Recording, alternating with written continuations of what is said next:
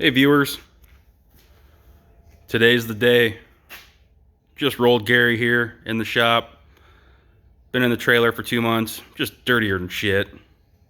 So of course, wiped him down, which sounds kind of odd to say, wiping down Gary, which is a guy name. But anyways, we're gonna find out what's under that blouse right there. We're gonna just rip that son of a bitch off, which I just called Gary a dude, so hopefully there's not like a dick or something under there. But anyways, we'll go back to Gary. So purchased this car as a roller, and why do I call it Gary? Well, used to be a Gary sticker right up there, just the regular Gary sticker with black outline, which I didn't see very well. My friends seen it, and they started calling the car Gary. Well, I mean, I didn't care for it. I didn't care for the name Gary. I mean, I wanted some fucking cool name like Armageddon or The Sky Is Falling or Distant Galaxy 12. I don't freaking know. Whatever. Something crazy. So, but got to thinking about it. Gary's a snail. What can you do with Gary? Well, put a damn turbo on Gary's back. I mean, a snail's supposed to be slow, but when you put a turbo on it, I mean, it's got to be a little quicker, right? I mean, shit. So, well, we'll go over the car and we'll rip that motherfucker off right there. We'll see what's going on. It's not finished, but I'm tired of hiding this shit. I'm not gonna be the fastest fucking car in the world or whatever. I mean, let's show this shit. So anyways, Gary, the car, Mustang. 2000 Mustang. Very low mileage. Like I said, I got as a roller. Very good paint. Front fenders and bumper, they're in the trailer for mock-up purposes. Has a bullet trunk lid, which has seen some better days. It's got a nick in it and a lot of scratches. Hence, it's off a different car. But she needs buffed. She needs cleaned up. But it's a good car. So when I first got the car, built a 2-valve for it. Had a bent rod issue. Had a sudden detonation, which sounded like a freaking gunshot blast going on off under the hood. Had a buddy riding shotgun. Scared the shit out of both of us. We didn't know what was going on. So drove it home. Found out I lifted the head / bent that rod. Well, my good motor was done, which I had China rods. I mean, how far is that going to get you? Apparently nowhere. Learned my lesson there. Well, I thought I was done for the year. Well, I'm thinking. Well, a friend offered a stock bottom end. It's like, well, shit. Let's just slap it together and see what happens. Stock cams, stock everything besides head studs and valve springs. Ran it most of the year. The best time was like a 608 at 114, 1360, which is pretty damn good for what it was. Actually running 26 pounds of boost. I mean, I ran 12 for a while. Wasn't getting anywhere, of course. And who likes low boost? Low boost is no fun. So, of course, I unplugged the wastegate and live up to my license plate here. 1 more PSI. What's that going to hurt? I mean, you up your pounds of boost. What the hell is going to happen? She can handle it, right? I mean, it's got them little baby fetus rods in the oil pan at the bottom of the motor there. So I mean, she should be able to hang on. I mean, just take some timing out, give her enough fuel, make sure that detonation ain't gonna happen and blow her apart. Well, I've been racing or having running cars for a decent amount of time. In the last 3 years, I've been struggling. I've been trying to get that 5-second pass. I don't care if it's a 5.999 or whatever. It needs to be a 5. So, I've been trying to get there. And, we all break stuff. We all have to redo things and get a little farther. Well, like I said, the best time was just right there. It was just getting close to that 5 with the stock engine. I was just kind of mind blown by that, especially being a 4.6 bottom end. Well, you know me, living up to my license plate there. 1 more PSI. What in the hell is that going to hurt? Shove the biggest spring I can in there. Take her out for a stroll. You know, she's about 32 pounds or so. Oh man, this is freaking awesome. This fucking rocket ship, you know. I mean, I'm gonna get somewhere. It's gonna get that 5, right? Right before I head to the Eddyville, Iowa track. Well, I go out and take her for a little test run on the highway, right? Get her spooled up, just fucking blow the fucking rods out of the oil pan. Got proof. Yep. It was like gravel in the bottom of that pan. I mean, it was just done for. So, it was pretty sweet. I mean, it was a stock free motor, so I didn't care. This fucking floppy thing here. So, anyways. So, that was the end of the year. Didn't know what I was going to do. I mean, what possibly am I going to build now? Am I going to build another stock or 2-valve in general? Or am I going to go Chevy? Which, I mean, let's look over here. LS. It's just looking at us, you see. You know, I almost gave in. I'll be honest about that. But, you know, am I going Hemi? Am I putting a small black Chevy in this son of a bitch? Big block Ford, big block Chevy, you name it. 2JZ, fucking Briggs and Stratton on like 100 shot. I don't know, whatever works. So, I don't know, I'm just too excited. Let's just, oh man, just gonna rip that fucking blouse off there. Bam. Still Ford. Imagine that to my friends. They know I couldn't turn away.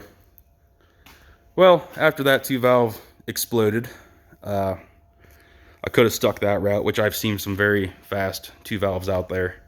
But I gave into the 4-valve world. I had most of the stuff sitting around ready to just be put together. So switched it up, put a 4-valve in. So we'll start from the front here. Precision PT8884 turbo. Very nice piece. Precision 40 millimeter wastegates, dual. Also, all stainless hot side. Blake's Speed Shed, if you want to check them out on Facebook or YouTube, Blake's Speed Shed put that together for me. And TIG welded. Before I actually had my own welder. Engine wise, as you can see, I made my own intake. I had a video of me going around that. Still needs finished. I've gotten the throttle body on. Need to get the injector bungs put in and all that. Engine out of a 2004, it's aluminum block, 2004 Ford Explorer. Stock sleeves, stock everything, just fully machined. It's 10 over. JE pistons, Molnar power outer rods for boost, and stock Cobra crank. 03 Cobra cams. Better valve springs for the boost.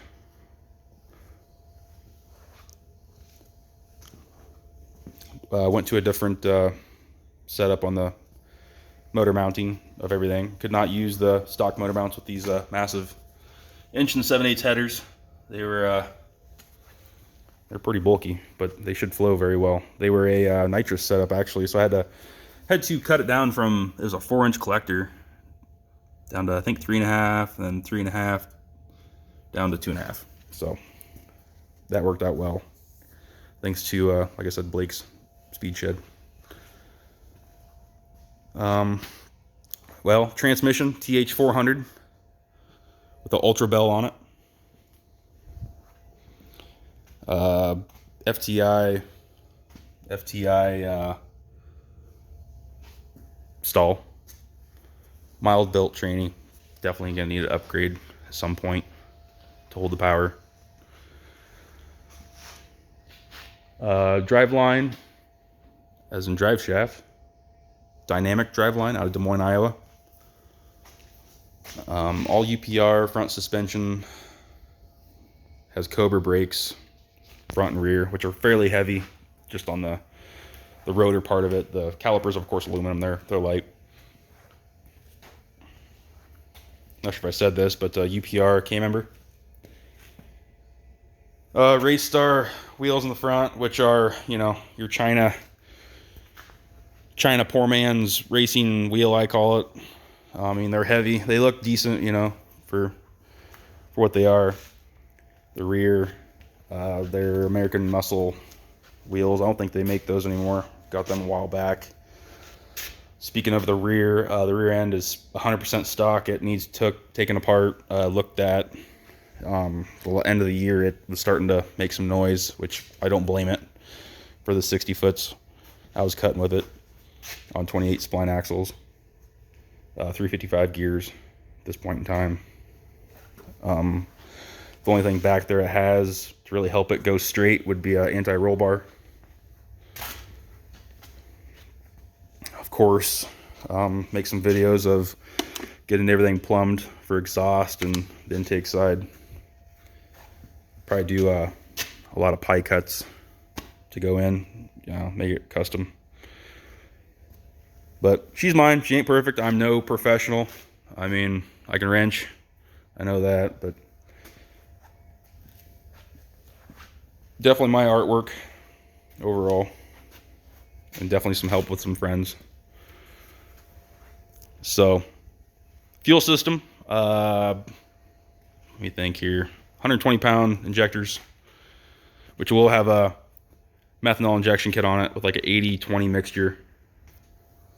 By Pro Meth, which is a sadly I have to drill into my turbo here, but it's a volute, the volute of the turbo. It's a 2-shot system.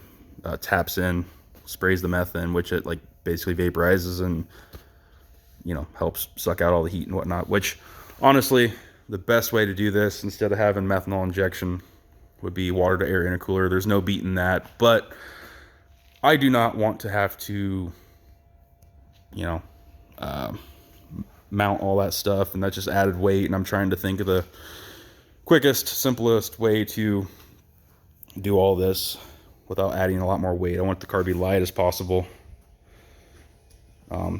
Hence, I want to change my rims and brakes at some point to help lighten it up. But yeah, TurboGary's coming together. Definitely a ways to go before I fire it up. But anyways, I was talking about the fuel system. The fuel system has a runs off E85, of course. 10 or 12 gallon fuel tank. Walk back here, a little dirty. But yeah, fuel system, methanol, which I'm going to change all that setup at some point. What we got here? Fuel filter, Magna Fuel 750 pump, 10 AN all the way to the front. Should make some pretty good power. So definitely stay tuned. If I miss anything in the video, just let me know. I'll go over some things. Runs off a Holley HP computer. So very nice unit. So thanks for watching. Stay tuned, like and subscribe. Gary's gonna be running soon. Thanks.